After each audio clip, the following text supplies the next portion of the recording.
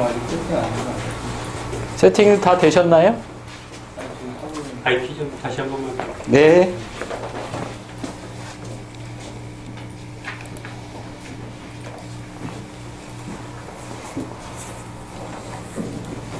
일단 하나 전에 기존에 있던 IP는 하나 적어 놓으시고요. 이번에 교육 올 때만 요 내용이니까 다 세팅해서 쓰시고 나중에 뭐 좀 잘 적어 놓으시죠. 간혹가다 충돌이 될 수도 있습니다. 그러면 그 다음 번호로 넘겨하셔야 되고요. 지금 번호를 하나씩 드리면은 이쪽에서부터 201로 가실까요? 이렇게 201, 202, 203, 204, 205, 206, 207, 208, 209 이렇게 가시죠. 왜냐하면 저기 또 다른 분이 잡고 있는데 또 들어가면은 아마 안 붙을 겁니다. 충돌하셔서. 그래서 한번 세팅해 주시면 다음에 오셔도 그렇게 세팅 값을 바꾸시면 여기 통합사무실에 계신 분들은 관계없습니다. IP 이미 다 세팅되어 있고요. 지금 다른 쪽에서 오신 분들, 다른 사무실 쪽에서 오신 분들 하시면 되고요. DNS 서버는 안 넣어도 돼요? DNS, 예, 그냥 저걸로 가도 될 것 같은데. 게이트웨이만 넣으면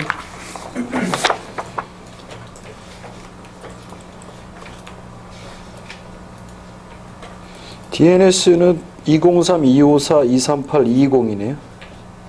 P의 DNS가 이게 저기 컴퓨터마다 좀 다른가 보다. 데스크탑 이런 거. 됐죠? 아, 세팅 되셨나요? 추가적으로 또 시간 있을 때 하시면 됩니다. 지금 네트워킹 바로 들어가는 건 아니니까요. 자, 일단 좀 여기서 여쭤보고 싶은 게 하나 있는데 지금 스케치업 본교육 들어가기 전에 한 20분 정도만 그 예전에 빔 개요 교육을 한 것들을 제가 보여드리겠습니다. 목차를 보여드리면 이 중에서 좀 궁금하신 내용을 먼저 해갖고 한 20분 정도 좀 그 빔 개요 교육 관련해서 좀 했으면 합니다. 그래서 여기 화면에 보시면 빔 전반적인 이해를 위한 배경 지식 그 하나를 했고요. 그다음에 비즈니스 프로세스 리엔지닝 부분은 저번에 간단하게 말씀드린 것 같습니다. 빼고 탄생 배경에 관한 건 안 했고요. 그다음에 CAD 비교를 통한 빔의 이해. 그다음에 이제 CM하고 빔의 관계가 좀 있거든요. 그래서 요거. 그다음에 빔 국내의 적용 사례. 그다음에 빔툴 시장 시공사 빔툴 소개. 요거는 저번에 했고요. 빔 기술을 통한 신엔지니어상과 그에 따른 교육 계획. 그 다음에 삼성전자 분석 및 ICMS 개념 소개 이렇게 9챕터로 제가 그냥 간단하게 정리를 했는데 이 중에서 먼저 관심이 좀 있으신 부분이 있으시면 말씀해 주시면은 그거 위주로 한 20분 정도 이야기를 했으면 합니다. 그래서 그 자료는 다 준비가 돼 있고요. 이게 원래 12세션으로 해가지고 저희가 그 빔 개요 교육 파트를 하나 만들어서 이전에 이제 그 패밀리 작업에 참석하신 분들한테는 이제 1차적으로 했습니다. 저희 매니저 그룹하고. 그래서 그걸 했는데 어차피 이제 이게 이제 프리 리미너리 그 빔 툴에 해당되는 게 스케치업이기 때문에 빔하고 연관 관계를 또 이렇게 띄워놓고 해석하기가 좀 애매한 면이 있습니다. 그래서 요 그 키워드 중심으로 되어 있는 요 내용 중에서 혹시 궁금한 내용이 있으시면 먼저 좀 설명을 드리고 20분을 좀 썼으면 합니다. 쓰고 7시부터 이제 우리 매뉴얼에 의해서 쭉 수업을 진행했으면 합니다. 궁금하신 내용 있으면 한번 보시죠. 어떤 내용이 좋을지 모르겠네요.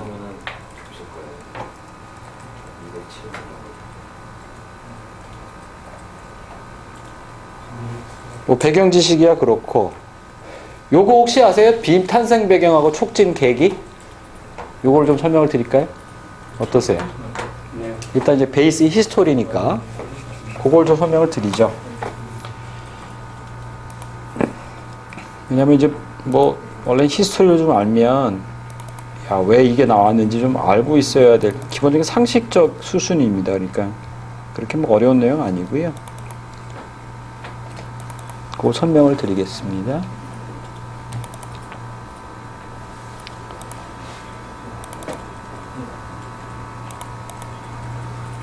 자, 요거인데요.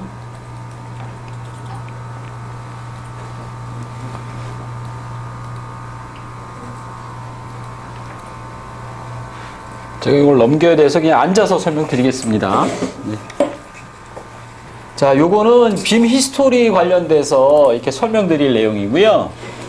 여기 오른쪽에 나오는 요 분이 그 폴 타이콜스라고 하는 그 스탠포드 석좌 교수입니다. 그래서 이 사람이 빔의 첫 번째 계기가 됐던 그 내용을 자기 논문에다가 언급을 했습니다. 그 내용은 뭐냐면 요거는 이제 전반적인 이야기고요. 이거 한번 보시면 될 것 같고, 폴 타이콜스 교수가 여기 보시면 이제 Construction and Non-Farm Labor Productivity Index라고 해서 1964년부터 23년도까지 그 노동 생산성에 대한 거를 이렇게 그래프화를 했습니다. 그래서 보시면은요, 여기 1964년부터 2003년이니까 여기까지 이렇게 쭉 그래프를 그립니다. 그래서 이 파란 거는 Non-Farm Productivity. 그러니까 이거는 이제 그 제조업, 일반 제조업의 생산 곡선이고요. 그다음에 이 빨간 거는 이제 Construction Productivity입니다. 그래서 왜 이렇게 차이가 나냐? 그거에 대해서 이제 분석을 한 겁니다. 그래서 그 내용이 이제 폴 타이콜츠라는 분이 자기 나름대로 이제 그걸 정리를 했습니다. 그래서 건설 산업이 타 산업과 경쟁력을 왜 그런 이유가 생기는지에 대해서 인용하는 되게 중요한 그래프고요. 건설 산업의 생산성 태조를 보여주는 도표입니다. 말 그대로. 그래서 이제 이 빔 기술의 시작을 알리는 그 아주 중요한 논문이 됐고요. 이제 이 폴 타이콜이라는 사람이 이제 그 해결안으로 3차원 CAD하고 정보통신의 기술이 적극적 활용을 하게 되면 그 갭을 좀 극복할 수 있지 않겠느냐, 이제 그런 이야기를 했습니다. 그래서 그런 내용이 있고요. 요 그래프가 나중에 영국의 Rethinking Construction 운동의 계기가 됩니다. 그래서 이제 다음 장에 나오는데 그 내용을 보시면 요 사람이 이제 그 존 이건 경이라고 해서 영국의 그 제규어 전 회장입니다. 그래서 영국 정부에서 그 타이콜의 논문에 나온 그 내용을 보고, 그럼 영국 건축 산업을 살릴 수 있는 방법이 뭐냐? 그래서 이제 이 존 이건 경한테 그 이건 리포트라고 해서 그거를 만들게 합니다. 그래서 이제 그 사람 요게 했던 그 존 이건 경인데요. 여기 보시면 Rethinking Construction 운동의 어떤 계기를 이 사람이 이제 만들게 됩니다. 그래서 이 사람이 이제 언급을 한 거죠. 그러니까 제조업 관점에서 건축 산업을 본 겁니다. 그래서 해결책이 뭔지 이제 모색을 한 거고요. 빔 역사 하면 이제 두 번째 사건이라고 보통 이야기합니다. 그래서 이제 1997년 영국 정부가 존 이건 경에게 의뢰해서 만들어진 이건 리포트라고 있는데, 그게 이제 Rethinking Construction 운동의 베이스가 된 보고서입니다. 이제 이 보통 제교라는 차라는 거가 보통 이제 우리도 마찬가지지만 현대, 뭐 일본의 도요타 뭐 이런 것처럼 제조업 중에서는 진짜 그 톱의 랭킹에 끼는 그 제조업이거든요. 그래서 그런 개념이 있는데, 일본 도요타도 마찬가지로 SCM이라고 해서 서플라이 체인 매니지먼트 기법이 적용된 애플 캠퍼스 2를 지금 건립 중에 있습니다. 이 애플 캠퍼스 2도 나중에 나오겠지만 빔으로 설계가 되고 있습니다. 대략 4조 8천억 정도 되고요. 건물이 한 8만 평 정도 됩니다. 그래서 이제 제조업 개념에서 건축산업 혁신 운동을 했다는 겁니다. 그래서 그 내용을 자세히 또 들여다보시면 이간 리포트에 보면 이제 건설산업하고 제조업을 저렇게 이익 관점, 리옥 손실 관점, R&D 투자 관점으로 해서 이렇게 대별하게 조사를 했습니다. 그래서 제가 이제 물음표를 쳐놨는데, 이 물음표에 해당되는 답은 물론 다음 장에 있습니다. 보시면은 뭐 이렇다는 겁니다. 건설산업은 이익은 진짜 낮고 제조업은 높아지고 있고, 리옥 손실은 얘는 많고 얘는 적고, R&D 투자 이건 없고 얘는 많다. 특히 이제 주목해야 될 게 요겁니다. R&D 투자. 국내 건축산업에서 R&D 투자가 약한 이유가 있거든요. 그게 왜냐하면 이제 수주하고 연결이 안 되다 보니까 R&D 투자를 거의 안 합니다. 그런 관점에서 특히 이제 건설 산업이나 조선 산업 비교를 많이 하는데 이 똑같은 수주 산업이거든요. 규모도 크고. 근데 R&D는 이 조선 산업이 엄청나게 투자를 하고 있습니다. 아마 우리나라 세계 그 R&D 투자를 하는 그 인력을 따져보면 세계 시장의 한 3분의 2 정도를 우리나라가 갖고 있답니다. 그래서 그 정도로 R&D 인력이 많다는 거죠. 그래서 근데 이제 미안하지만 저희 건축 산업은 R&D 투자를 안 합니다. 그죠? 뭐 기술 연구해서 신공법 무슨 뭐 공기 줄이고 이런 거 하면은 뭔가 이렇게 점수를 주고 잘 할 수 있도록 유도를 해야 되는데 안 합니다. 안 하니까 반대급부로 기술 개발을 안 하죠. 투자도 안 합니다. 그래서 근데 이제 요 R&D 투자 관점에서 연결되는 게 빔 기술이라는 겁니다. 빔이 그 R&D 투자의 상당한 부분을 차지할 수 있고 그거를 통해서 건설 산업의 생산성을 올릴 수 있다. 이게 이제 이론적 배경이 이렇게 됩니다. 그래서 이제 이간이 제시한 타겟책은 뭐냐면 리더십과 통합된 건설 프로세스를 바탕으로 이런 목표, 건설 비용을 10% 다운시키고 공사 기간을 10% 다운시키고 건설 오류를 20% 정도 다운시키자 이런 목표를 가지고 이간 리포트에서 제시를 합니다. 그래서 이게 이제 빔 기술이 촉진되게 된 그 두 번째 우리 히스토리에서 두 번째 사건이었고요. 이건이 제시한 타겟책은 정리해 보시면 이렇게 됩니다. 여기서 말하는 리더십하고 통합 건설 프로세스 요것이 중요한데 뭐 리더십은 어디나 가다 다 중요하고요. 뭐 어떤 조직에도 다 중요하지요. 이제 통합 건설 프로세스에 해당되는 게 우리가 볼 때는 이제 BIM 기술이라고 봅니다. 그래서 건설을 하되 그 통합적으로 뭔가를 관리하는 프로세스가 있어야 된다는 거고요. 이 두 가지 어떤 키 팩터를 가지고 이런 목표를 달성하기 위해서 노력을 했다는 겁니다. 그래서 거기에 좀 주목할 필요가 있고요. 그다음에 이제 빔 히스토리 세 번째 이야기는 이제 이겁니다. 이게 이제 프랭크 게일이라고 하는 사람이 설계한 그 미국의 되게 유명한 건축가입니다. 이게 이제 월트 디즈니 콘서토리라고 1987년에 시작을 해서 2003년에 끝났습니다. 무려 16년 동안 이게 걸렸고요. 빌바오 구겐하임 뮤지엄은 1997년에 시작을 해서 2001년도에 4년 걸렸습니다. 뭐 건물에 비슷하고요. 기술이 비슷한데 요 16년이라는 게 갑자기 4년이 됐다는 겁니다. 특히 이제 이 두 건축물 다 그 비정형 건축물이고요. 이게 초창기 때 얼마나 어려웠으면 이게 16년이나 걸렸겠습니까? 그죠? 그러니까 이거를 봐준 건축주도 대단하지만 또 이렇게 끝까지 노력을 해서 이 4년까지 이걸 12년이라는 시간을 줄일 수 있는 기술을 만들어냈다는 거에 상당히 이제 의미가 있습니다. 그래서 이 프랭크 게리가 쓴 프로그램이 뭐냐면 테클라 스트럭처 하고요. 구조 부분은 테클라 스트럭처로 하고 이 복잡한 외피 모양은 카티어라고 하는 프로그램. 그 나중에 이제 디지털 프로젝트로 이제 프로그램 이름이 바뀌는데 그거를 사용을 했습니다. 두 가지를 사용을 해서 지금 이제 빌바오 구겐하임 뮤지엄 이런 것들을 4년 만에 이제 뽑아내기 시작한다는 겁니다. 그래서 많은 어떤 기술적인 그 발전이 됐고요. 비정형 건축물은 아직까지도 프랭크 게리가 유명합니다. 그리고 저희도 이제 동대문 디자인 파크라고 해서 이제 비정형 건축물 많이 하고 있는데 이제 이 프랭크 게리가 노력한 만큼은 안 하는 것 같아요. 그래서 좀 요즘 상당히 어려우신 것들 같아요. 이제 프로그램을 좀 잘못 고른 것도 있고요. 원래는 레빗은 이런 비정형 건축물에는 맞지 않습니다.